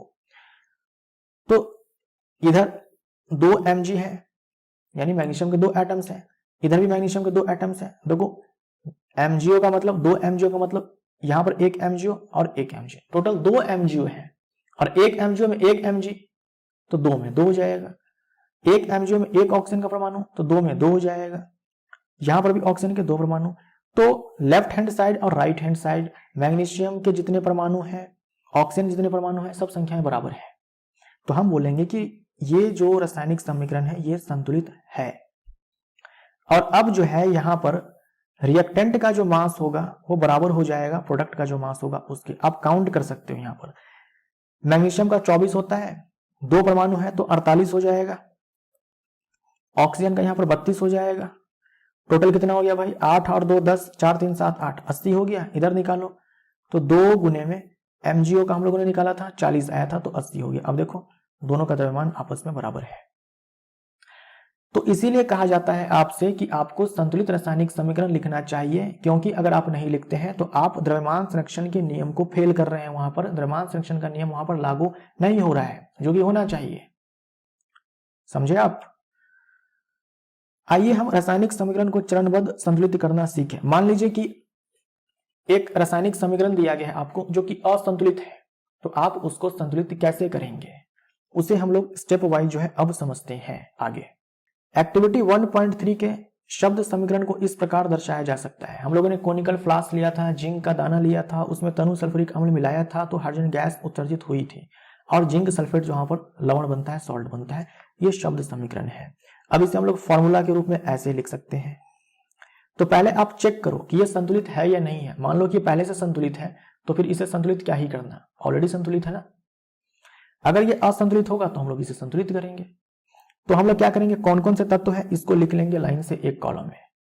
उसके बाद लेफ्ट हैंड साइड में प्रत्येक तत्व के परमाणुओं की संख्या को लिखेंगे, राइट हैंड साइड में प्रत्येक तत्व के परमाणुओं की संख्या को लिखेंगे। तो देखो लेफ्ट हैंड साइड में जिंक के 1 परमाणु है, हाइड्रोजन के 2 परमाणु है, सल्फर के 1 परमाणु है, ऑक्सीजन का 4 परमाणु है। जिंक का 1 परमाणु है, हाइड्रोजन का 2 परमाणु है इस H2SO4 में, सल्फर का 1 परमाणु है इस H2SO4 में, और ऑक्सीजन के 4 परमाणु है इस H2SO4 में। राइट हैंड साइड में आ जाओ, जिंक का 1 परमाणु है, सल्फर का 1 परमाणु है, ऑक्सीजन के 4 परमाणु है और हाइड्रोजन के 2 परमाणु है। अब देखो जिंक का लेफ्ट हैंड साइड और राइट हैंड साइड में परमाणुओं की संख्या बराबर है, हाइड्रोजन परमाणुओं की संख्या बराबर है, सल्फर परमाणुओं की संख्या बराबर है दोनों साइड, और ऑक्सीजन परमाणुओं की संख्या बराबर है दोनों साइड। यानी प्रत्येक तत्व के परमाणुओं की संख्या दोनों साइड तीर के बाईं और दाईं ओर बराबर है। बोलेंगे कि ये जो रासायनिक समीकरण है ये संतुलित है, अर्थात यहां पर द्रव्यमान संरक्षण का नियम जो लेवोजियर ने दिया था वो लागू हो रहा है। बहुत ही अच्छी बात है, राइट। तीर के निशान के दोनों ओर के प्रत्येक तत्व के परमाणुओं की संख्या समान है, इसलिए यह एक संतुलित रासायनिक समीकरण है। यह एक संतुलित रासायनिक समीकरण है। अब एक और रासायनिक अभिक्रिया जो है आपको यहां पर दी गई है, मैं यहां पर लिख देता हूं FeH2O Fe3O4 प्लस H2। ये रासायनिक अभिक्रिया आपको दी गई है 1.4 लिख करके यहां पर। सबसे पहले आप इसको काउंट करो, क्या ये संतुलित है? तो साफ साफ दिख रहा है कि संतुलित नहीं है। देखो ना, यहां पर एक आयरन परमाणु है, आयरन तत्व का 1 परमाणु है, इधर 3 परमाणु है, तो ऐसे ही दिख रहा है कि ये असंतुलित है। एक भी तत्व अगर असंतुलित रहता है तो पूरा का पूरा समीकरण जो है असंतुलित कहलाएगा। तो देखो सबसे पहला स्टेप क्या होता है कि हमें क्या करना है कि फॉर्मूला लिखना है सबका, राइट। फॉर्मूला हमें लिखना है और सबको बॉक्स में बंद कर देना है, बॉक्स में बंद कर देना है। इसके पीछे बहुत बड़ा कारण है।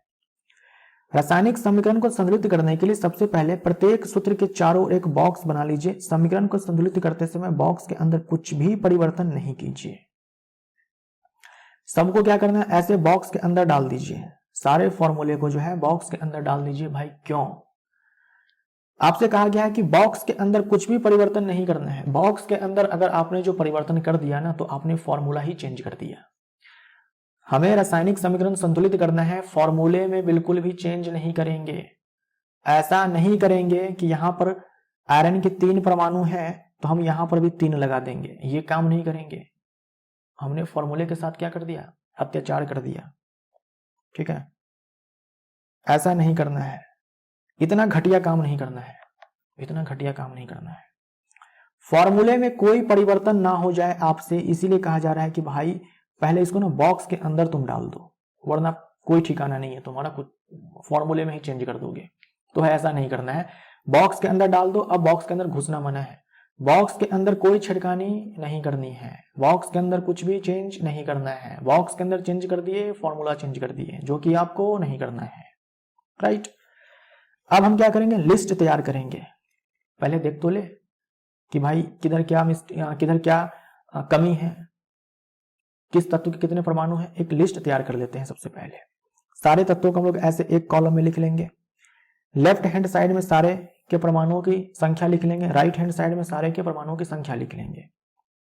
तो देखो यहां पर लेफ्ट हैंड साइड में यानी कि अभिकारक साइड में आयरन तत्व का 1 परमाणु है, हाइड्रोजन तत्व के 2 परमाणु है इस H2O में, और ऑक्सीजन तत्व का 1 परमाणु है इसी H2O में। राइट हैंड साइड में आयरन तत्व के 3 परमाणु हो गए हैं और ऑक्सीजन तत्व के 4 परमाणु हो गए हैं इसी वाले फॉर्मूले में, और हाइड्रोजन तत्व के 2 परमाणु है H2। सुविधा के लिए करने को आप कैसे भी कर सकते हो, लेकिन यहां पर जो दिया गया है इसके अनुसार सुविधा के लिए हम क्या करते हैं कि सबसे अधिक परमाणुओं वाले यौगिक को पहले संतुलित करेंगे, चाहे वह अभिकारक हो या उत्पाद हो। हम क्या करेंगे, सबसे पहले उस वाले फॉर्मूले को चूज करेंगे जिसमें सबसे ज्यादा परमाणु आपको देखने को मिल रहे हैं। वो फॉर्मूला या फिर बोल दो वो जो यौगिक है, चाहे वो अभिकारक साइड में हो चाहे उत्पाद साइड में हो, कोई इससे कोई चेंज नहीं आने वाला है। चाहे अभिकारक साइड में हो वो यौगिक, चाहे उत्पाद साइड में हो, आप सबसे पहले उस वाले यौगिक को चूज कर लो जिसमें सबसे ज्यादा परमाणु आपको देखने को मिल रहे हैं। तो हमें साफ साफ पता चल रहा है कि सबसे ज्यादा परमाणु जो है वो इस वाले फॉर्मूले में है, इस वाले यौगिक में है, जो कि उत्पाद साइड में है। उत्पाद साइड में है तो इससे कोई दिक्कत नहीं है। अब इसमें भी सबसे पहले हम लोग किसको चूज करेंगे, जिसके सबसे ज्यादा परमाणु मौजूद है।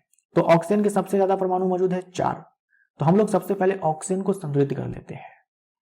तो देखो, ऑक्सीजन को संतुलित करने के लिए हम लोगों ने अभिकारकों में और उत्पादों में कैसे क्या है और कैसे हम लोगों ने चेंज किया उसको देख लेते हैं। स्टार्टिंग में यानी कि संतुलित करने से पहले अभिकारक में देखो तो ऑक्सीजन का केवल एक ही परमाणु है ना। ऑक्सीजन का केवल एक ही परमाणु है H2O में। यही चीज लिख करके यहां पर बताया गया है कि भाई ऑक्सीजन का एक ही परमाणु है, वो भी किस में है, H2O में। और उत्पाद साइड में देखो, संतुलित करने से पहले ऑक्सीजन के 4 परमाणु हैं इस वाले फॉर्मूले में। इस वाले फॉर्मूले में ऑक्सीजन के 4 परमाणु हैं। अब हमें क्या करना है कि उत्पाद साइड में ऑक्सीजन के 4 परमाणु हैं, अभिकारक साइड में ऑक्सीजन के एक ही परमाणु है। तो हम क्या करेंगे, 4 से गुणा करके इधर भी 4 ऑक्सीजन के परमाणु कर लेंगे। तो हम 4 से मल्टीप्लाई करेंगे, लेकिन याद रखिएगा हमें इस बॉक्स के अंदर नहीं घुसना है। हमें अगर मल्टीप्लाई करना है तो बॉक्स के बाहर लिखेंगे 4। तो बॉक्स के बाहर हम लोग क्या करेंगे कि 4 लिख देंगे यहां पर ऐसे, ठीक। तो 4 ऑक्सीजन के परमाणु हो जाएंगे। इस 4H2O का क्या मतलब हुआ, इस 4H2O का क्या मतलब हुआ कि जल के 4 अणु हैं। तो जल के एक अणु में 1 ऑक्सीजन परमाणु, तो जल के 4 अणु में कितने ऑक्सीजन के परमाणु, 4 हो जाएंगे। ये इसका मतलब होता है। याद रखना आवश्यक है कि परमाणुओं की संख्या को बराबर करने के लिए हम अभिक्रिया में शामिल तत्वों तथा यौगिकों के सूत्र को नहीं बदल सकते हैं। आप ऐसा नहीं कर सकते हैं कि हमें ऑक्सीजन के 4 परमाणु करने हैं तो यहां पर 4 लगा देंगे।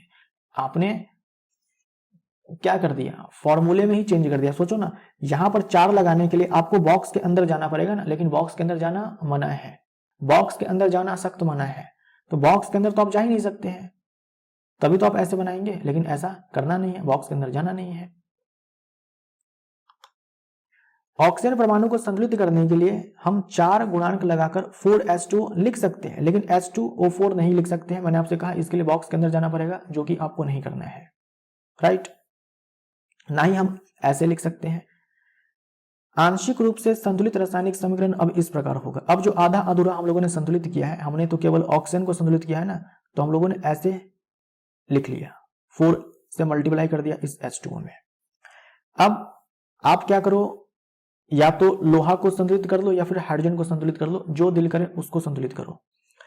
स्टेप 4 में आयरन तथा हाइड्रोजन परमाणु अब भी संतुलित नहीं है ना। इधर आयरन का 1 एटम है, इधर आयरन के 3 एटम्स हैं। इधर हाइड्रोजन के 8 परमाणु हो गए, इधर 2 ही है। इनमें से किसी एक तत्व को चुनकर आगे बढ़ते हैं। कोई एक को चूज कर लो, आप आयरन को चूज कर लो या फिर हाइड्रोजन को चूज कर लो। तो हम क्या करते हैं कि हाइड्रोजन परमाणु को चूज करते हैं और उसको संतुलित करते हैं। हाइड्रोजन परमाणु को बराबर करने के लिए दाईं ओर और हाइड्रोजन अणु की संख्या को 4 कर देते हैं। यहां देखो, स्टार्टिंग में हाइड्रोजन के 8 परमाणु हैं इस वाले में, H2O में, 4H2O में, H2O नहीं 4H2O में। इस पूरे में देखो आप, तो हाइड्रोजन के 8 परमाणु हैं भाई। एक जल के अणु में हाइड्रोजन के 2 परमाणु हैं। 4 जल के अणु में कितने हो जाएंगे, 2 गुने में 4 8 हो जाएंगे। जबकि उत्पाद साइड में देखो तो 2 ही हाइड्रोजन के परमाणु हैं H2 में। तो हमें क्या करना है, इधर भी 8 करना है। तो हम क्या करेंगे, इस H2 में 4 से मल्टीप्लाई कर देंगे, तो 4H2 हो जाएगा। अब क्या बचा, केवल ये लोहा बचा जो कि असंतुलित है। तो चरण 5 क्या है, ऊपर दिए गए समीकरण की जांच कीजिए तथा तीसरा तत्व चुन लीजिए जो अब तक असंतुलित है। आप पाएंगे कि केवल लोहा ही एक तत्व है जिसे संतुलित करना शेष है। केवल लोहा को संतुलित करना अब बचा हुआ है। तो लोहा की अगर हम बात करें तो अभिकारक साइड में देखो केवल एक लोहा का परमाणु है, ये Fe। उत्पाद साइड में देखो तो लोहा तत्व के 3 परमाणु है Fe3O4 फॉर्मूले में। तो हम क्या करेंगे, इधर भी अभिकारक साइड में भी 3 कर लेंगे, 3 से मल्टीप्लाई करके। तो यहां पर देखो 3 लिख दिया, बॉक्स के बाहर बॉक्स के अंदर नहीं। अंत में इस संतुलित समीकरण की जांच के लिए हम समीकरण में दोनों ओर के तत्वों के परमाणु की संख्या को परिकलन करते हैं। तो हम क्या करेंगे, सबको अच्छे से मिला लेंगे कि भाई सब कुछ ठीक ठाक चला है कि नहीं चला है। तो लोहा जो तत्व है इनके 3 परमाणु हैं अभिकारक साइड में, अब इधर भी 3 है। हाइड्रोजन के 4 गुने में 2 8 परमाणु है, इधर भी हाइड्रोजन के 8 परमाणु है, ऑक्सीजन के 4 परमाणु है, इधर ऑक्सीजन के 4 परमाणु है, तो संतुलित है। समीकरण 1.9 में यानी कि इस वाले में दोनों ओर के तत्वों के परमाणुओं की संख्या बराबर है, अतः यह समीकरण अब संतुलित है। अब संतुलित है, खुशी की बात है ना, संतुलित है। क्यों खुशी की बात है? क्योंकि द्रव्यमान संरक्षण का नियम जो कि लागू होना चाहिए अब अच्छे से लागू हो रहा है। यहाँ पर इसका कुल द्रव्यमान बराबर होगा उत्पाद के कुल द्रव्यमान का। रासायनिक समीकरणों को संतुलित करने की इस विधि को हीट एंड ट्रायल विधि कहते हैं। हीट एंड ट्रायल मेथड हम लोग इसे बोलते हैं। कोई हार्ड एंड फास्ट रूल नहीं है कि पहले ये करना है, पहले ये करना है, पहले ये करना है, पहले ये करना है, ऐसा कुछ नहीं है। जो आपका दिल करे वो करो। हीट एंड ट्रायल मेथड है। आपका मन कर रहा है तो आप बॉक्स में मत ही बंद करो। अगर आपको ये चीज पता है, आप इस बात को समझ रहे हैं कि भाई फॉर्मूले में हमें चेंज नहीं करना है, तो आप बॉक्स मत बनाओ ना। ये तो उनके लिए है कि कहीं फॉर्मूले में चेंज ना कर दे, लेकिन आपका कॉन्सेप्ट अगर क्लियर है कि फॉर्मूले में चेंज नहीं करना है तो आप बॉक्स मत बनाओ। ये रूल थोड़ी ना है कि नहीं आपको बॉक्स बनाना ही पड़ेगा, आपको बॉक्स बनाना ही पड़ेगा, ये कोई नियम नहीं है। हिट एंड ट्रायल मेथड है ये। बॉक्स मत बनाइए, लेकिन आपको ध्यान में रखना है कि फॉर्मूले में कुछ चेंज नहीं करना है। आपका मन करे तो पहले आप आयरन को संतुलित कर लो। इसमें क्या किया गया है, पहले ऑक्सीजन को संतुलित किया गया है, लेकिन आपका दिल करे तो आप पहले आयरन को संतुलित कर लो। जिसको मन करे आप पहले उसको संतुलित कर लो, कोई दिक्कत नहीं है। कोई ऐसा नियम नहीं है कि पहले ये करना है, पहले ये करना है, पहले ये करना है। ठीक, इसे हम हिट एंड ट्रायल विधि कहते हैं, क्योंकि सबसे छोटी पूर्णांक संख्या के गुणांक का उपयोग करके समीकरण को संतुलित करने का प्रयत्न करते हैं। यानी कि हम ऐसा भी तो कर सकते हैं ना कि इधर जो है आयरन के 3 परमाणु हैं, तो हम ऐसा कर सकते हैं कि हम क्या करते हैं ना, इसको 6 कर देते हैं। ठीक है, और यानी इधर हम 2 से मल्टीप्लाई कर देंगे तो 6 हो जाएगा, और इधर भी क्या करेंगे हम कि 2 से मल्टीप्लाई कर देंगे, यानी सीधा 6 से मल्टीप्लाई कर देंगे तो 6 हो जाएगा। तो हम ऐसा क्यों ही करें, हमें क्या करना है, सबसे छोटी पूर्णांक संख्या को चूज करना है, उससे मल्टीप्लाई करना है। अब देखो चरण 7 क्या है, स्टेप 7 क्या है, भौतिक अवस्थाओं के संकेत लिखना। ऊपर लिखे संतुलित समीकरण, ऊपर लिखे यानी कि इसकी बात की जा रही है, तो इस समीकरण की सावधानी से जांच कीजिए। क्या इस समीकरण में हमें अभिकारकों तथा उत्पादों की भौतिक अवस्था के बारे में भी ज्ञान होता है? इस समीकरण में उनकी भौतिक अवस्थाओं की कोई जानकारी नहीं है। आप इस अभिक्रिया को देखो, इस समीकरण को देखो। क्या अभिकारक साइड में जो आपको पदार्थ दिए गए हैं, क्या आप इसकी भौतिक अवस्था के बारे में बता सकते हैं? यानी लोहा द्रव है, द्रव अवस्था में है या फिर ठोस अवस्था में? क्या आपको इस समीकरण को देखकर पता चल रहा है? ये जो जल है, क्या ये भाप के रूप में है या फिर पानी के रूप में है, द्रव के रूप में है? क्या आपको पता चल रहा है भौतिक अवस्था के बारे में? नहीं। उत्पाद साइड में आपको पता चल रहा है कि ये पदार्थ कौन सी अवस्था में है, ठोस है, द्रव है, गैस है? क्या आपको ये पता चल रहा है कि हाइड्रोजन जो है लिक्विड स्टेट में है या फिर गैसियस स्टेट में है? नहीं पता चल रहा है। इस समीकरण को देख करके हमें पदार्थ के भौतिक अवस्थाओं के बारे में पता नहीं चल रहा है। तो हम क्या कर सकते हैं, एक्स्ट्रा इंफॉर्मेशन ऐड कर सकते हैं इसमें। हम इन सारे ही पदार्थों के ब्रैकेट में, इन सारे ही पदार्थों के फॉर्मूले के बगल में ऐसे ब्रैकेट के अंदर SLG ये सब लिख देते हैं। S से सॉलिड है ना, मान लो ऐसे हम लिखते हैं, फॉर्मूला लिखा हुआ है और उसके बगल में हम लोग ऐसे लिख देते हैं, तो इसका मतलब हो जाता है कि वो जो पदार्थ है वो सॉलिड स्टेट में, ठोसी अवस्था में है। अगर मान लो हम ऐसे L लिख देते हैं यानी कि वो द्रव अवस्था में है। मान लीजिए कि हम ऐसे G लिख देते हैं फॉर्मूले के बगल में, यानी कि गैस अवस्था में है। और मान लीजिए कि हम लोग ऐसे लिख देते हैं, तो इसका मतलब क्या हो गया, जलीय विलयन के रूप में है, जलीय विलयन के रूप में है। ठीक है, रासायनिक समीकरण को अधिक सूचना पूर्ण बनाने के लिए और भी ज्यादा इंफॉर्मेटिव बनाने के लिए क्या कर सकते हैं, अभिकारकों तथा उत्पादों के रासायनिक सूत्र के साथ, जो रासायनिक सूत्र हम लोग लिखते हैं इसके साथ ही इसके बगल में उनकी भौतिक अवस्थाओं को भी दर्शाया जाता है। अभिकारकों तथा उत्पाद के गैस, द्रव, जलीय तथा ठोस अवस्थाओं को क्रमशः G, L, A, Q तथा S से दर्शाया जाता है, जो कि मैंने यहां पर लिख दिया है। फॉर्मूले के साथ हम लोग ब्रैकेट में S, L, G, A, Q ऐसे हम लोग लगा देंगे।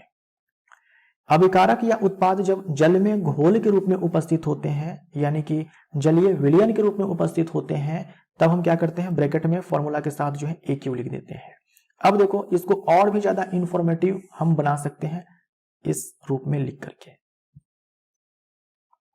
देखो आयरन का जो फॉर्मूला है उसके साथ में S लिख दिया ब्रैकेट के अंदर, यानी हमें अब पता चल रहा है कि जो लोहा है इस अभिक्रिया में ये ठोस अवस्था में है।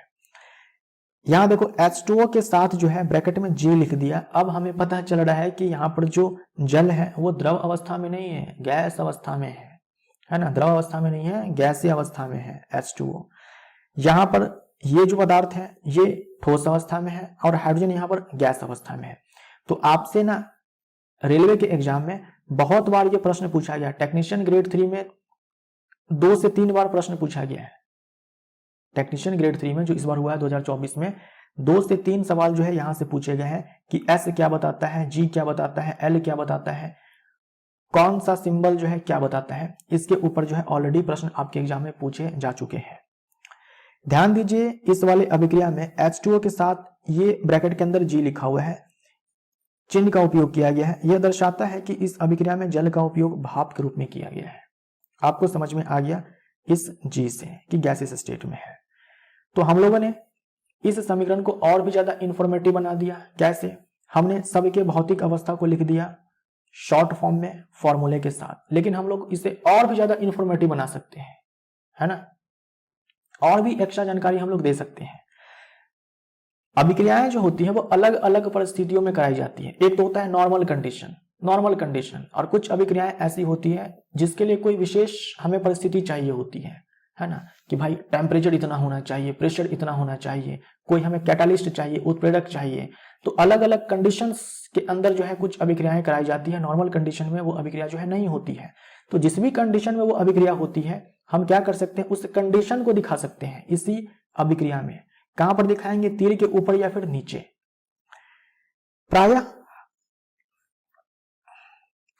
प्रायः हर समीकरण में भौतिक अवस्थाओं को शामिल नहीं किया जाता है जब तक कि यह आवश्यक न हो। इसके बारे में कहा गया है कि हमेशा जो है हम लोग भौतिक अवस्थाओं को नहीं लिखते हैं, लेकिन जब जरूरत होता है तब लिखते हैं।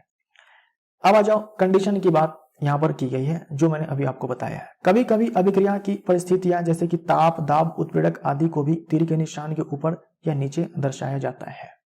जैसे ये जो अभिक्रिया है, ये अभिक्रिया जो है रेलवे के एग्जाम में कई बार पूछा जा चुका है। जब कार्बन मोनोऑक्साइड और हाइड्रोजन के बीच में अभिक्रिया होती है तो मेथनॉल बनता है, लेकिन ये अभिक्रिया कराने के लिए इतना प्रेशर चाहिए होता है। हम लोग अभी 1 वायुमंडलीय दाब पर है, लेकिन इस अभिक्रिया कराने के लिए 340 वायुमंडलीय दाब चाहिए होता है। तो तीर के ऊपर इस दाब को लिख दिया गया है, तो देखने वाले को समझ में आ जाता है कि भाई ये अभिक्रिया कराई जाएगी ना तो इतना दाब चाहिए होगा। और ब्रैकेट में सब के लिए भौतिक अवस्थाओं का संकेत जो है लिखा जा चुका है फॉर्मूला के बगल में। देखो फोटोसिंथेसिस के लिए हम जानते हैं कि सनलाइट चाहिए होता है और क्लोरोफिल चाहिए होता है, ये कंडीशन है। तो देखो तीर के ऊपर सूर्य का प्रकाश लिख दिया गया है और नीचे क्लोरोफिल लिख दिया गया है। अब इस वाले अभिक्रिया में जो है मुझे एक गड़बड़ी नजर आ रही है। यहां पर देखो कार्बन डाइऑक्साइड के बगल में AQ लिखा हुआ है, यानी कि जलीय विलयन के रूप में जो है कार्बन डाइऑक्साइड का यहाँ पर इस्तेमाल होता है, जो कि मेरे ख्याल से तो गलत है भाई।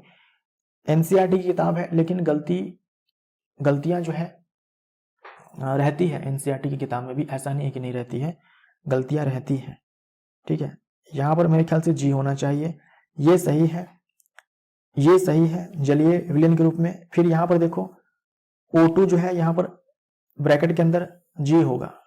ऑक्सीजन जो है गैसियस स्टेट में जो है यहाँ पर होती है। तो इस वाले अभिक्रिया को याद रखिएगा, दोनों अभिक्रिया जो है महत्वपूर्ण है। आपसे पूछा जाता है कि फोटोसिंथेसिस में कौन कौन से उत्पाद बनते हैं, कौन कौन से अभिकारक होते हैं, किस कंडीशन में ये अभिक्रिया होती है। तो आपसे ना रेलवे के एग्जाम में पूछा गया था कि अभिक्रिया के लिए जो परिस्थिति होती है उसे हम लोग कहाँ दर्शाते हैं समीकरण में? तीर के ऊपर दर्शाते हैं, तीर के नीचे दर्शाते हैं, है ना, या फिर तीर के ऊपर नीचे दर्शा सकते हैं, या अभिकारक साइड दर्शाते हैं। इस प्रकार से ऑप्शन को सेट करके जो है दिया गया था। मैं सही बता रहा हूँ, ऐसा नहीं है कि मैं बस यूं ही बता रहा हूँ आपको। आप चाहो तो चेक कर सकते हो, टेक्नीशियन ग्रेड 3 का जो पेपर है ना आप उसी को चेक कर लो, आपको मिल जाएगा। अभी तक आपने जो कुछ भी पढ़ा वहां से ये सारे प्रश्न जो है आपसे पूछे गए हैं, यानी जितना जो आपने अभी तक पढ़ा है ना उतने पढ़ करके आप इन सारे प्रश्नों का जवाब दे सकते हैं। तो आप चेक कीजिए, इन सारे प्रश्नों को बनाने की कोशिश कीजिए, वीडियो को पॉज करके देखिए कि आप बना पाते हैं या नहीं बना पाते हैं। बन जाना चाहिए आपसे, बस यहां पर दिक्कतें थोड़ी आ सकती है कि फॉर्मूला आपको पता है या नहीं पता है। पहले आप खुद से चेक कीजिए, उसके बाद मैं आपको बताता हूं। तो चलिए अब हम लोग इसको बनाते हैं, देखते हैं कि कौन कौन से प्रश्न हैं। वायु में जलाने से पहले मैग्नीशियम रिबन को साफ क्यों किया जाता है? वायु में जलाने से पहले मैग्नीशियम रिबन को साफ क्यों किया जाता है? मैंने आपको बताया था कि रेगमाल से साफ किया जाता है। क्यों किया जाता है? ऑक्साइड की परत को हटाने के लिए। जो दूसरा प्रश्न है वह है निम्नलिखित रासायनिक अभिक्रियाओं के लिए संतुलित समीकरण लिखिए। यानी क्वेश्चन नंबर जो 2 है उसका पहला प्रश्न यह है,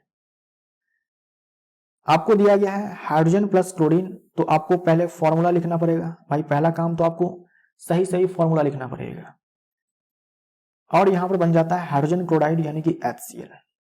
अब देखो क्या ये संतुलित है? तो काउंट कर लो आप, तीर के बाईं ओर और दाईं ओर प्रत्येक तत्व के परमाणुओं की संख्या बराबर होनी चाहिए। इधर देखो तो हाइड्रोजन के 2 परमाणु है, इधर देखो तो हाइड्रोजन का केवल एक ही परमाणु है। इधर क्लोरीन का 2 परमाणु है, इधर क्लोरीन का केवल एक ही परमाणु है। तो हम क्या करेंगे, यहां पर 2 से मल्टीप्लाई कर देंगे। मान लो इसको हम बॉक्स बनाते हैं तो बॉक्स के बाहर ऐसे 2 लिखते हैं ना। अब देखो हाइड्रोजन के 2 परमाणु और क्लोरीन के 2 परमाणु, अब ये संतुलित है। यहां पर द्रव्यमान संरक्षण का नियम लागू हो रहा होगा। दूसरा प्रश्न क्या है? बेरियम क्लोराइड, तो इसका फॉर्मूला आपको रटा होना चाहिए BaCl2। एल्यूमिनियम सल्फेट, फॉर्मूला आपको याद होना चाहिए Al2SO4 का होल थ्राइस। क्या बना उत्पाद में? बेरियम सल्फेट, BaSO4, फॉर्मूला आपको याद होना चाहिए, बहुत ही ज्यादा महत्वपूर्ण अभिक्रिया है ये। और एल्यूमिनियम क्लोराइड AlCl3, ये एल्यूमिनियम क्लोराइड है AlCl3। अब देखो क्या ये संतुलित है? तो देखो यहां पर बेरियम का एक एटम है, यहां पर बेरियम का एक एटम है। क्लोरीन के यहां पर 2 एटम्स है, 2 परमाणु है, यहां पर 3 परमाणु है। तो ये संतुलित नहीं है, राइट, ये संतुलित नहीं है। यानी ये जो रासायनिक समीकरण है ये संतुलित नहीं है। यहां पर देखिए तो एल्यूमिनियम के 2 परमाणु है, यहां पर एल्यूमिनियम का एक ही परमाणु है। हम क्या कर सकते हैं भाई, हम यहां पर क्या करते हैं कि 2 से मल्टीप्लाई कर देते हैं। पहले हम लोग एल्यूमिनियम को यहां पर बैलेंस कर रहे हैं। अब एल्यूमिनियम के 2 एटम्स हैं, एल्यूमिनियम के यहां पर 2 एटम्स हैं, लेकिन ध्यान दो यहां पर अब क्लोरीन के 6 एटम्स हो चुके हैं। क्लोरीन के 6 एटम्स हो चुके हैं, जबकि यहां पर 2 ही है। तो हम इसको 6 बनाने के लिए क्या कर सकते हैं, इस पूरे में 3 से मल्टीप्लाई कर सकते हैं। तो अब देखो बेरियम के 3 एटम्स हो चुके हैं, जबकि यहां पर बेरियम का एक ही एटम है। तो हम लोग यहां पर क्या कर सकते हैं कि 3 से मल्टीप्लाई कर सकते हैं, राइट।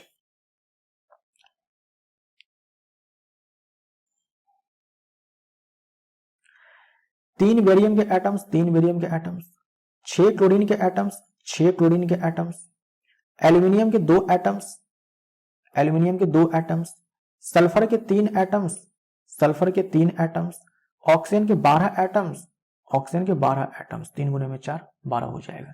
अब ये रासायनिक समीकरण जो है संतुलित है, ये रासायनिक समीकरण जो है अब संतुलित है, राइट।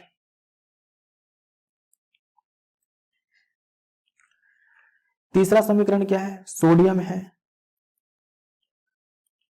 जल है, बना क्या? सोडियम हाइड्रोक्साइड और हाइड्रोजन, इसको संतुलित करते हैं। सोडियम का एक परमाणु, सोडियम का एक परमाणु संतुलित है।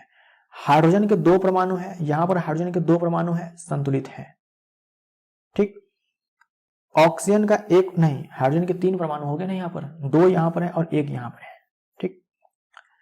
ऑक्सीजन का एक परमाणु, ऑक्सीजन का एक परमाणु। हम यहां पर क्या कर सकते हैं, देखो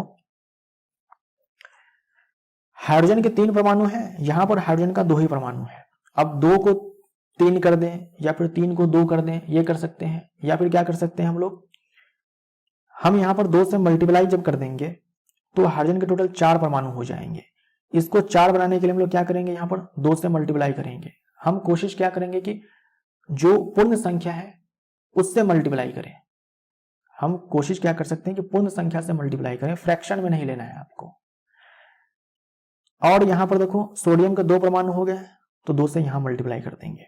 तो अब सोडियम के 2 परमाणु है, यहां पर भी सोडियम के 2 परमाणु है। हाइड्रोजन के 4 परमाणु है, यहां पर भी 4 हो गए, 2 यहां पर है और 2 यहां पर है। ऑक्सीजन के 2 परमाणु है, ऑक्सीजन के अब 2 परमाणु है, तो ये संतुलित है। तो क्वेश्चन नंबर 1 और 2 हम लोगों ने बना लिया है। अब आ जाइए तीसरे सवाल पर बढ़ते हैं इस वाले स्लाइड में। निम्नलिखित अभिक्रियाओं के लिए उनकी अवस्था के संकेतों के साथ संतुलित रासायनिक समीकरण लिखिए।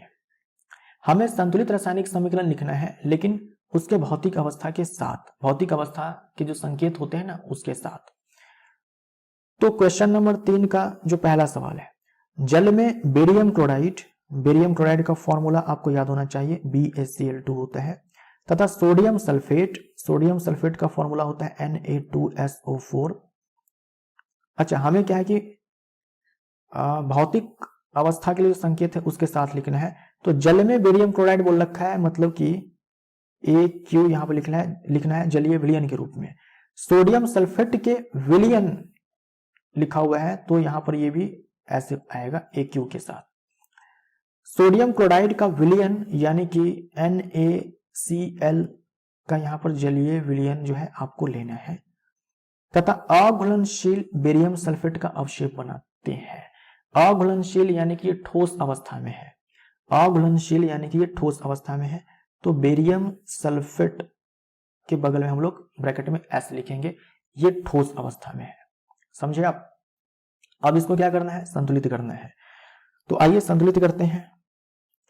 बेरियम का 1 परमाणु यहां है, बेरियम का 1 परमाणु यहां है, क्लोरीन का 2 परमाणु यहां पर है, क्लोरीन का 1 परमाणु यहां पर है, तो हम लोग 2 से मल्टीप्लाई कर देते हैं, क्लोरीन के 2 परमाणु हो गए। सोडियम के 2 परमाणु यहां पर है, सोडियम के 2 परमाणु यहां पर है, और यहां पर देखो सल्फर का 1 परमाणु, सल्फर का 1 परमाणु, ऑक्सीजन के 4 परमाणु, ऑक्सीजन के 4 परमाणु। तो यानी कि ये अभिक्रिया जो है, समीकरण जो है अब संतुलित है, केवल यहां पर 2 से मल्टीप्लाई करना था। अब दूसरे प्रश्न की तरफ आते हैं। सोडियम हाइड्रोक्साइड का विलयन जल में, यानी सोडियम हाइड्रोक्साइड का जलीय विलयन है, तो भौतिक संकेत के लिए हम लोग क्या करेंगे? फॉर्मूला के साथ AQ लिखेंगे ब्रैकेट में।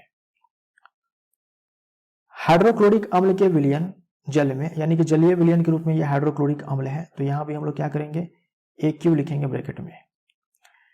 इन दोनों की अभिक्रिया से सोडियम क्लोराइड का विलयन तथा जल बनाते हैं। सोडियम क्लोराइड का विलयन NaCl, इसका विलयन और जल बनाते हैं, है ना, जल बनाते हैं। अब इसको संतुलित करते हैं। सोडियम का 1 परमाणु यहां पर है, सोडियम का 1 परमाणु यहां पर है, ऑक्सीजन का 1 परमाणु यहां पर है, ऑक्सीजन का 1 परमाणु यहां पर है, हाइड्रोजन के इधर 2 परमाणु है, एक यहां पर और एक यहां पर है, यहां पर हाइड्रोजन के 2 परमाणु है, क्लोरीन का 1 परमाणु यहां पर है, क्लोरीन का 1 परमाणु यहां पर, यानी ये ऑलरेडी संतुलित है। तो हम लोगों ने इन सारे ही प्रश्नों को बना लिया है। तो आज के इस वीडियो को हम लोग यहीं पर समाप्त करते हैं, खत्म करते हैं। जो हमारा पार्ट 2 आएगा ना, उसमें हम लोग इस चैप्टर का जो दूसरा हेडिंग है 1.2, यानी जो दूसरा टॉपिक है, आज हम लोगों ने बस एक टॉपिक को कवर किया है, रासायनिक समीकरण, जो कि हमारा 1.1 टॉपिक था, बाकी के उसके अंदर सब टॉपिक्स थे।